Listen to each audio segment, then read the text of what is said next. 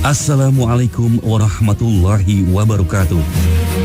Sahabat yang dicintai Allah, sesungguhnya Allah sangat mencintai makhluknya. Buktinya, Allah Subhanahu wa Ta'ala tidak pernah berhenti mencukupi setiap kebutuhan hambanya.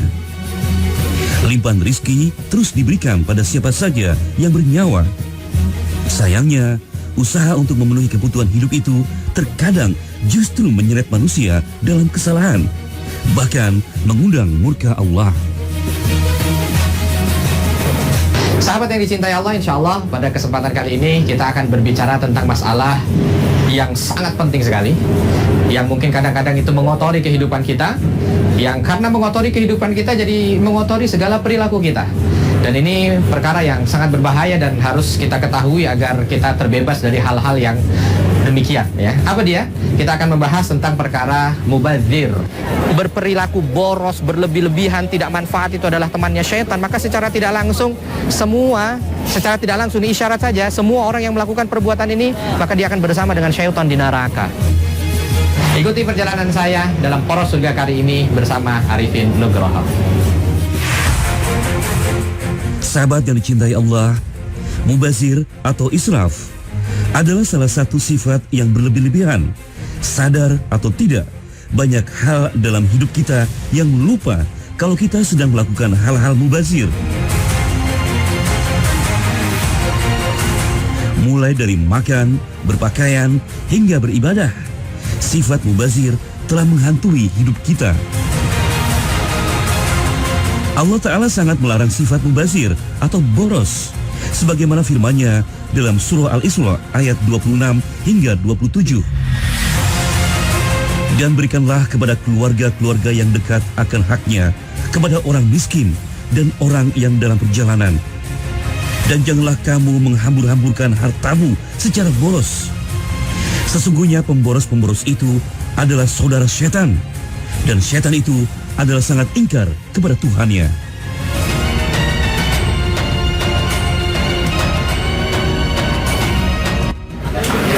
Sahabat yang dicintai Allah, lagi kehabisan baju, jadi saya mau mencoba untuk cari baju.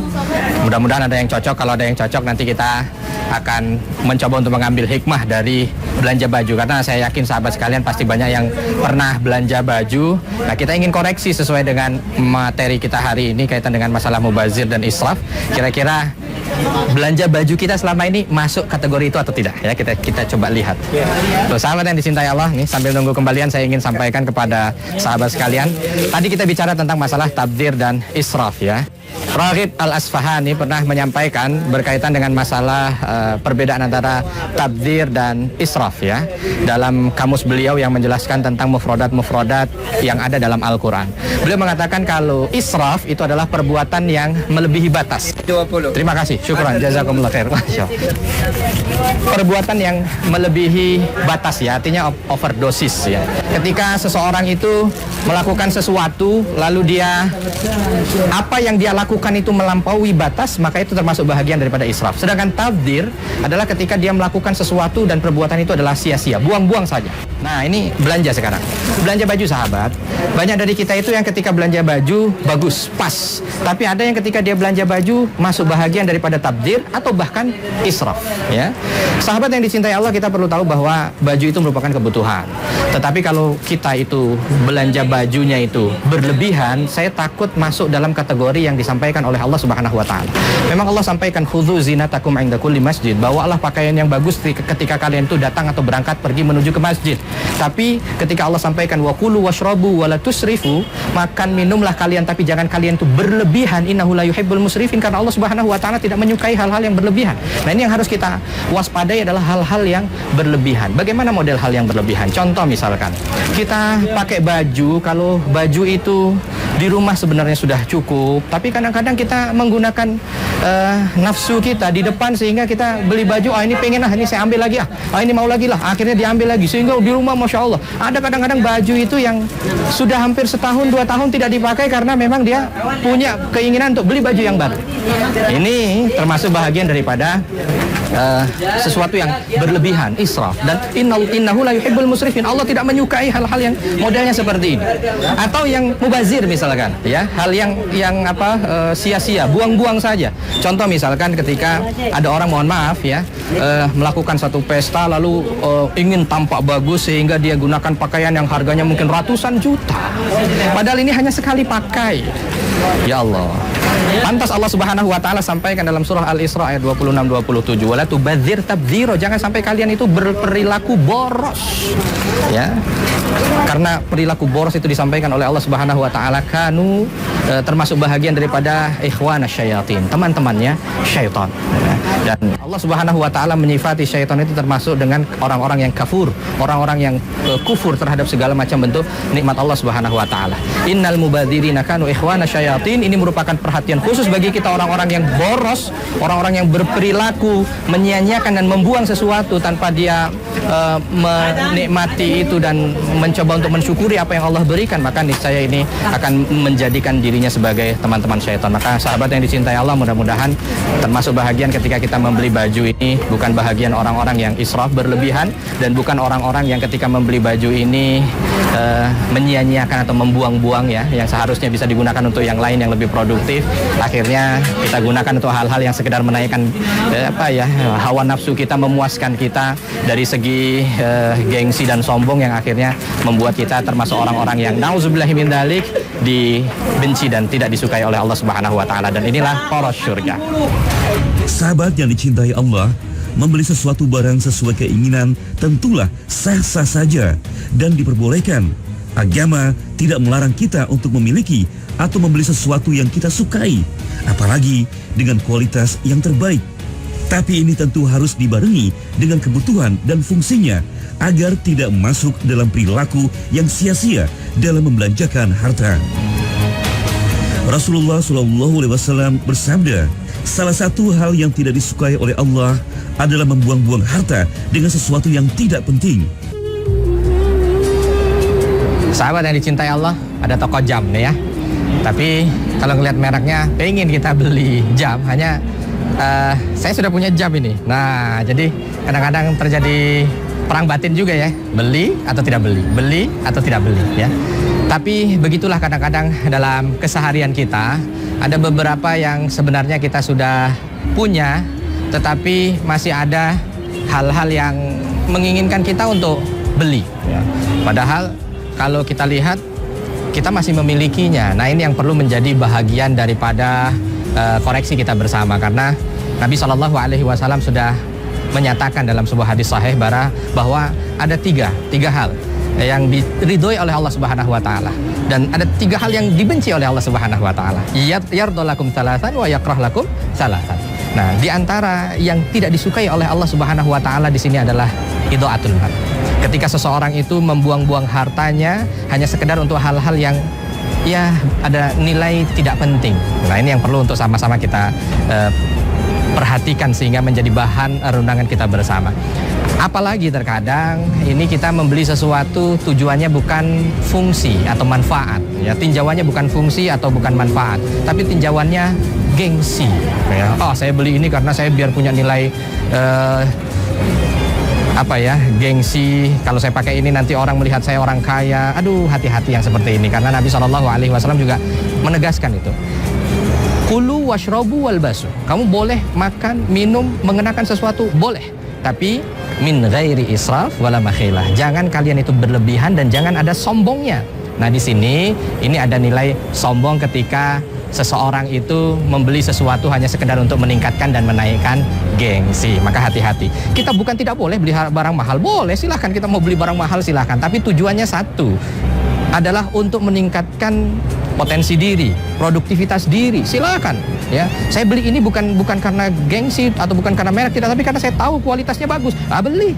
Karena Nabi SAW juga banyak punya pedang-pedang yang bagus ya, yang harganya mahal, kuda-kuda yang harganya mahal. Tapi Nabi SAW miliki itu bukan untuk sombong, tidak, tapi untuk meningkatkan produktivitas. Jadi silahkan belilah barang-barang yang mungkin nilainya itu luar biasa, fantastis, tapi bukan untuk tujuan sombong, bukan untuk tujuan gengsi, bukan untuk tujuan merendahkan orang lain, tapi tujuannya untuk meningkatkan potensi diri. Tidak ada masalah, silahkan saja.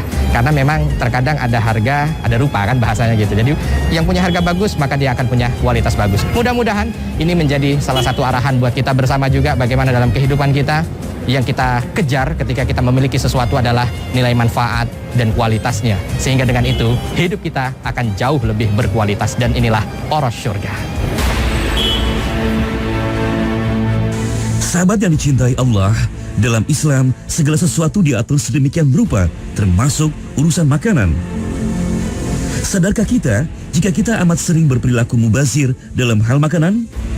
Berapa banyak makanan yang kita buang setiap hari? Berapa banyak makanan yang kita masak menjadi sia-sia dan akhirnya berakhir di kotak sampah? Sesungguhnya Allah telah memperingatkan kita untuk tidak berlebihan dalam makanan. Sebagaimana firman Allah dalam surah Al-A'raf ayat 31. Hai anak Adam, berpakaianlah kamu yang indah di setiap memasuki masjid. Makan dan minumlah, dan janganlah berlebihan. Sesungguhnya Allah tidak menyukai orang-orang yang berlebihan.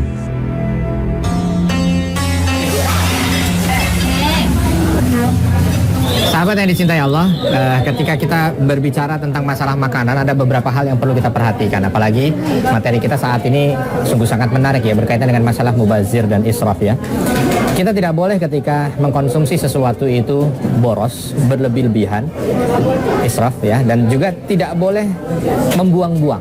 Ini kadang-kadang ada budaya di kita itu kalau makan itu lapar mata ya. Semuanya mau diambil. Begitu dicicipi 1, 2, 3, sudah cukup. Akhirnya disingkirkan. Ini nauzubillah min dzalik ya. Semua yang kita ambil itu nanti akan menjadi bahan pertanyaan kita di hadapan Allah Subhanahu wa taala. Karena dia sudah dimasak, dia sudah siap dikonsumsi. Kalau kita tidak mau mengkonsumsinya, sebenarnya ada orang lain lagi yang bisa mengkonsumsi itu. Alangkah mirisnya ketika orang makan tiba-tiba makannya itu tersisa dan akhirnya dibuang begitu saja. Yang lain juga sahabat yang dicintai Allah, nih kadang-kadang ketika kita ingin mengundang orang ya, ketika kita ingin mengundang orang itu kita masaknya banyak sekali. Ada kalimat lebih baik lebih daripada kurang. Ini juga sebenarnya tidak pas ya, karena lebih ini kan tadi tabzir, berlebihan. Nanti kan bisa dibagi. Nah kalau bapak berlebih bisa dibagi sih alhamdulillah. Cuman kalau berlebih akhirnya dibuang, ini yang kita tidak suka. Maka dari itu Nabi SAW menegaskan itu bahwa tempat makan yang paling tidak dicintai oleh Allah Subhanahu wa taala adalah tempat makan yang di dalamnya tidak mengundang anak yatim. Maksudnya apa? Tempat makan yang sangat dibenci oleh Allah Subhanahu wa taala adalah tempat makan yang tidak ada nilai kebaikan di dalamnya. Hanya sekedar ingin mengenyangkan perutnya, menuruti hawa nafsunya, mengikuti lapar matanya, tidak mau melihat ke yang lain, sehingga apa? Itu hanya sekedar mendatangkan kepuasan nafsu semata. Maka dari itu sahabat yang dicintai Allah, mari segala sesuatu yang berhubungan dengan makanan ini kita harus mampu dengan sebaik mungkin memanagenya. Nabi SAW mengatakan kan, tidak boleh kita itu memasukkan makanan ke perut kita ini semuanya hanya sekedar makanan saja. Sepertiga untuk udara, sepertiga untuk makanan, sepertiga untuk minuman. Artinya kita diminta untuk mampu memanage makanan ini dengan baik. Ya, bahkan Nabi SAW ketika ditanya apa resep sehat beliau mengatakan, saya tidak makan, kami kaum tidak makan kecuali kami sudah lapar, dan kami berhenti sebelum kami kenyang. Masya Allah, ini luar biasa anjuran dari Nabi SAW. Memang kita punya duit, bukan masalah perkara kita punya uang, bukan. Saya bisa beli semuanya, saya bisa habiskan semuanya. Hati-hati, sumber penyakit itu terkadang bermuara dari banyaknya makanan yang masuk ke dalam perut. Makanya salah satu yang tidak disukai itu adalah perut buncit gitu ya. Kenapa? Karena sebabnya itu tadi, banyaknya makanan yang masuk yang akhirnya menimbulkan penyakit. Dan mudah-mudahan anjuran untuk kita mampu memanage makanan dengan baik dan larangan supaya kita tidak mubazir dalam mengkonsumsi makanan ini mampu membuat badan kita menjadi lebih sehat dan kita lebih dicintai oleh Allah Subhanahu wa taala, dan inilah poros surga. Sahabat yang dicintai Allah, sifat boros dan mubazir juga bisa terjadi dalam ibadah. Hal kecil yang mudah kita lihat adalah mubazir saat berwudu. Rasulullah SAW melarang umatnya berbuat boros dalam segala hal, termasuk untuk keperluan berwudu. Meski Rasulullah tetap menyuruh umatnya untuk berwudu secara sempurna. Rasulullah pernah menemui Sa'ad yang sedang berwudu, lalu berkata, "Mengapa engkau berbuat boros, wahai Sa'ad?" Sa'ad menjawab, "Apakah dalam air juga ada pemborosan?" Nabi menjawab, "Iya, walaupun engkau berada di sungai maupun lautan." Hadis riwayat Ahmad dan Ibnu Majah.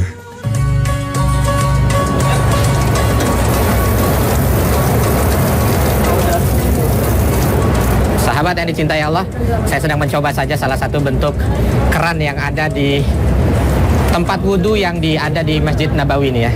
Di belakang kita ada sahabat-sahabat kita sedang berwudhu.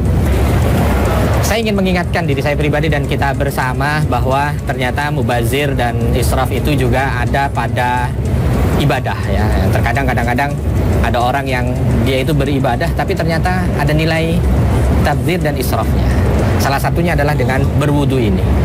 Bagaimana itu bentuknya? Orang kalau berwudu kadang-kadang ini di Indonesia dia belum mau mulai berwudu tapi mungkin baju belum dilipat ya. Sudah dibuka aja nih air, lalu digulung. Ini air mengucur terus. Ya. Ini mengundang bisikan syaitan untuk bisa menjadi bahagian daripada temannya dan mengundang benci Allah ya, murka Allah kepada mereka-mereka yang melakukan hal seperti ini. Maka hendaknya ini menjadi perhatian. Walaupun mungkin kita ini hidup di tempat yang begitu mudah air ya, nanti juga masuk ke dalam tanah disedot lagi. Kita perlu tahu dari air yang masuk ke tanah lalu nanti ada proses dalam tanah itu untuk diangkat lagi itu butuh waktu dan ternyata tidak semuanya balik seperti semula. Nah, ini bumi ini membutuhkan air dan orang-orang akan lebih banyak hidup di atas muka bumi ini dan semuanya akan membutuhkan air. Jumlahnya terbatas. Kalau kita tidak mampu untuk bisa memanfaatkan ini dengan sebaik mungkin, menjaga supaya tidak tabdzir, maka luar biasa ini ya. Ini menjadi bahagian yang sungguh sangat mengundang murka Allah Subhanahu wa taala. Ini untuk wudu loh. Bagaimana untuk yang lain? Kadang-kadang kita mencuci, ya kadang-kadang kita mandi, kadang-kadang kita melakukan hal-hal yang menggunakan air yang nilainya itu luar biasa israf dan tabdzirnya sahabat. Di negara kita memang tidak terasa karena air alhamdulillah sampai detik ini melimpah ruah. Tapi di negara-negara yang betul-betul mereka minim air sampai mereka harus mengambil puluhan kilometer hanya sekedar untuk mendapatkan air. Alangkah baiknya kalau kita juga termasuk bahagian orang yang berempati dengan yang seperti ini dan ketika kita melaksanakan ibadah tidak ada nilai tabdzirnya. Karena hati-hati bukan berarti mubazir dan israf itu tidak menghantui ibadah kita, enggak, di sana ada nilai itu. Selain ini mungkin contohnya ada juga sedekah ya. Kadang-kadang kita ingin bersedekah, wah bagus niat kita bersedekah, tapi kadang-kadang kalau kita bersedekah itu tidak tepat sasaran, ada pengemis yang kita tidak tahu betul atau tidak. Kadang-kadang dia hanya sekedar motif saja supaya bisa mendapatkan harta, akhirnya kita berikan kepada mereka. Ini juga hati-hati, takut kita masuk bagian daripada mubazir karena tidak tepat sasaran dan tidak memberikan manfaat. Baik sahabat, mudah-mudahan ibadah kita termasuk bahagian ibadah yang bisa mendatangkan kebaikan dunia dan akhirat, dan inilah poros syurga. Sahabat yang dicintai Allah, mubazir atau boros dalam kehidupan sehari-hari sudah seharusnya dihindari agar kita terhindar dari keburukan. Beberapa dampak buruk perilaku mubazir yang bisa saja menimpa kita, diantaranya: 1. Harta yang dimiliki cepat habis karena biaya hidup yang tinggi.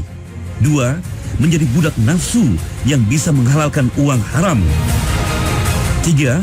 Malas beramal soleh dan membantu yang membutuhkan. 4. Menimbulkan sifat kikir, iri, dengki, dan suka pamer. 5. Bisa stres atau gila jika hartanya habis. 6. Bisa terlilit hutang besar yang sulit dilunasi.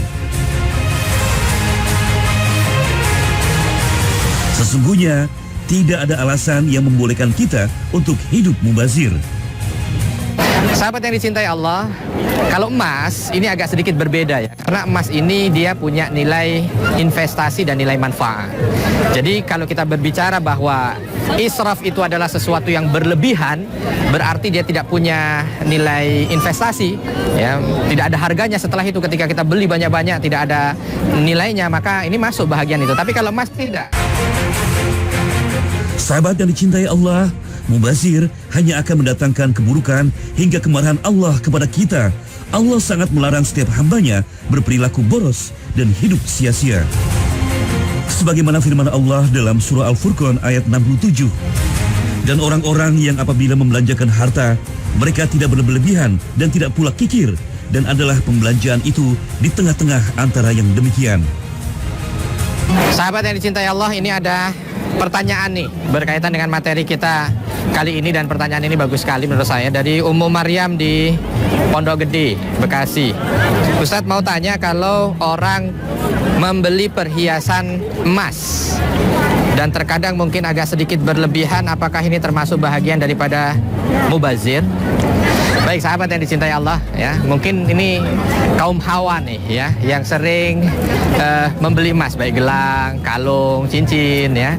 Nah, mungkin takut juga ini kira-kira berlebihan atau tidak ya, karena kalau kita berlebihan takut menjadi temannya setan gitu. Sahabat yang dicintai Allah, kalau emas ini agak sedikit berbeda ya, karena emas ini dia punya nilai investasi dan nilai manfaat. Jadi kalau kita berbicara bahwa israf itu adalah sesuatu yang berlebihan, berarti dia tidak punya nilai investasi ya, tidak ada harganya setelah itu. Ketika kita beli banyak-banyak tidak ada nilainya, maka ini masuk bahagian itu. Tapi kalau emas tidak ya, kita mau kumpulkan berapapun harganya tidak jatuh, bahkan cenderung naik, begitu mudah untuk kita jual kembali, maka dia punya nilai investasi. Mubazir juga saya kira tidak, karena dia punya manfaat ya.